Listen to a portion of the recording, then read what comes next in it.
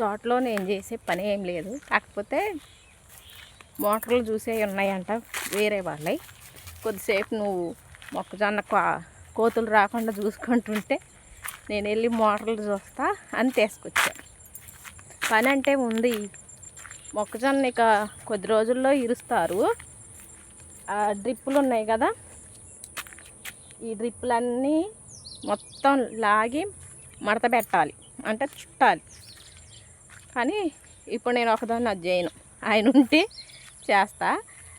ఇక ఇప్పుడేమో ఓన్లీ చుట్టూ తిరిగి చూసుకుంటూ ఉండాలి, కోతులు రాకోకుండా ఇదో ఇదో ఇదో అనర్చుకుంటూ ఉండాలి.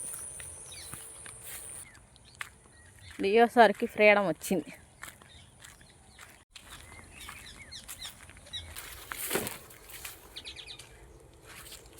నేను అరిసే పని లేదు, లియోగాడు ఉండగా.